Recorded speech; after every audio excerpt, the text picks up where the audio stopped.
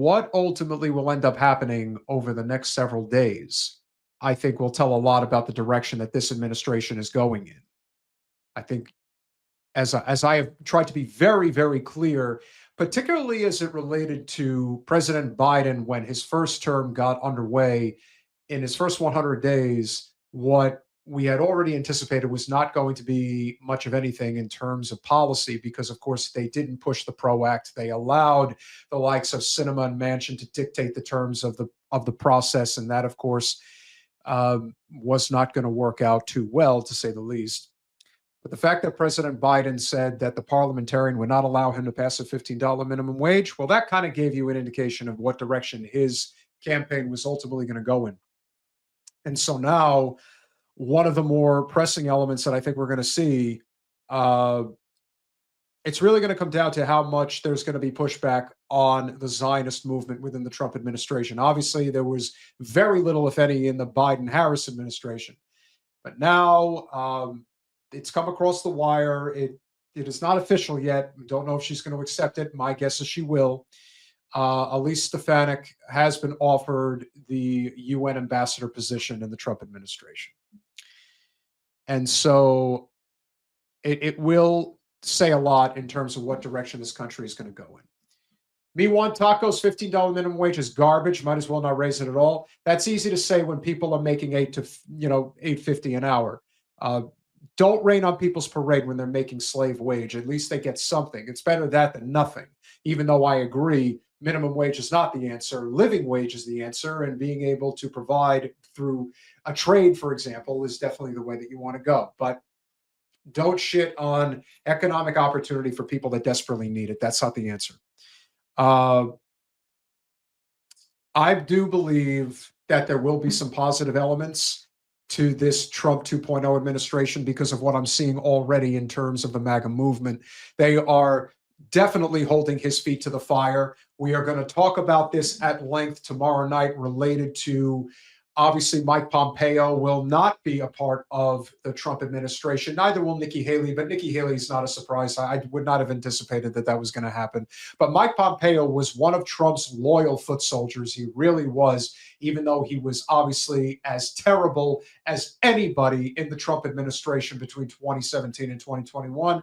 And that, of course, mostly relates to his position on foreign policy. He was the Secretary of State, and along with John Bolton, represented the very worst of our foreign policy. Now, of course, we've gotten that in spades in the Biden administration with Tony Blinken, among other people. But it does go without saying that the fight that we're seeing already, I think, is cause for at least some cautious optimism.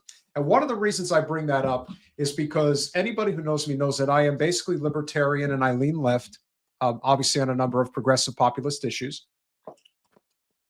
But if there is one person that I do believe really captures the essence of my kind of political spirit animal, there's a few of them out there, but one of them who really speaks to me, I don't know if he speaks to you, maybe he does, maybe he doesn't, but I really do believe in the populism of Dave Smith.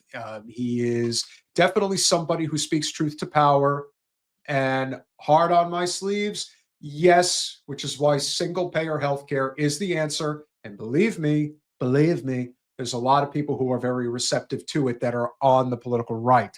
So it is on us to continue to connect outside of the Democratic Party with those very people that do believe in a single-payer system, that understand that cutting out the for-profit middlemen, big pharma, private insurance is the way to go.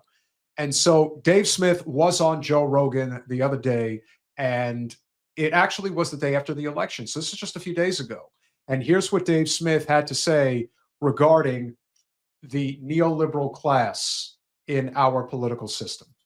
I hate them so much. And I really think they deserve it. And it's not just that they lie about everything. It's like they lie about everything, and then they have the nerve to morally judge us. Like, if you just watch even just the last few weeks of the Trump election, they're not in the business of reporting the news. They're totally just in the business of making you feel like you're a bad person if you don't fall in line with the regime. America has this giant war machine, right? Like, we're just always at war. We're the most war-hungry country in the world. Even if we're taking a little bit of a break from a war. We'll fight 2 more proxy wars while we do that. America looks back at the 90s, Bill Clinton, as the time of peace and prosperity. We call it peace because we only fought a war in like Serbia and had a blockade around Iraq and were like bombing the crap out of Iraq with a few other military interventions in there too. You know, the UN estimated that Bill Clinton's sanction and bombing regime of Iraq, okay, everyone just thinks of George H.W. Bush's war and W's war, but Bill Clinton was bombing Iraq his whole, and you had a full blockade around the country. The UN estimated that 500,000 children died of starvation or malnutrition due to the blockade. Now,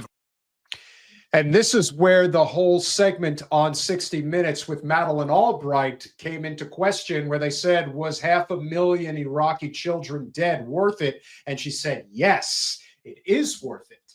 And so to me, that speaks volumes about what was ignored.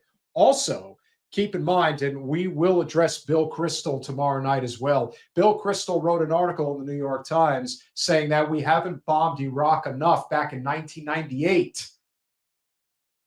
So, yeah, this is not entirely surprising. It shouldn't be to any of you guys.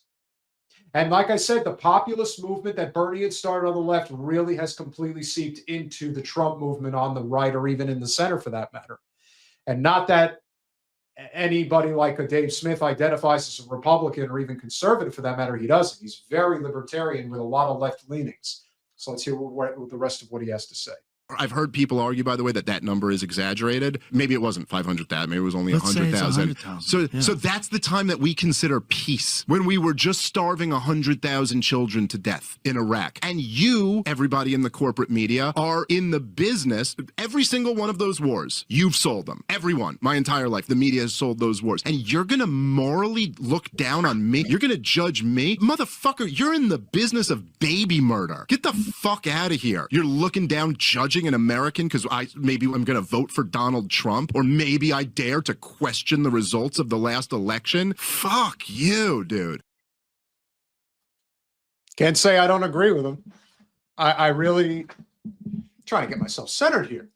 It's always different when it's only flying solo on a round table, so you got to make yourself stay centered. But like I said, that's why I dig Dave Smith. That's why I dig his perception about politics. And not that I have to agree with everything that he's saying, but the righteous anger is very real. And the condescension is even worse, because if anybody has been paying attention, and I have to say, another reason that I came on here this evening to talk about what's going on is for this reason. I wanted to give the Democrats at least a week to see if they were even going to attempt to come to their senses in regards to what's going on here, how they have completely lost the plot, how the entire party or whatever apparatus of the populism within the party has completely shifted to Trump. It's not even that they've necessarily shifted over to the GOP. They've just simply shifted to Trump and whatever direction he's going to take it. Because the one thing we've noticed already, especially as Trump is trying to line up the people that he wants confirmed for positions within his administration, is that he is at odds with Mitch McConnell. And that is definitely a person you want to be at odds with. If you're agreeing with Mitch McConnell politically, then you have a problem. And so I like the direction that they are going in. Granted, I don't see them necessarily barking up a very loud bark for universal health care and obviously a living wage. Maybe they push for tuition-free trade schools. I could definitely see something like that happening. And that would be wonderful if they did. But Dave Smith really captures that populist energy that I think we so desperately want to hear and should want to hear. Why not? He really is somebody who speaks truth to power. And frankly, I haven't even listened to the length of his interview with Rogan as of yet. I will, because I think Dave Smith is really good. He's also very funny. He's a funny guy, that guy.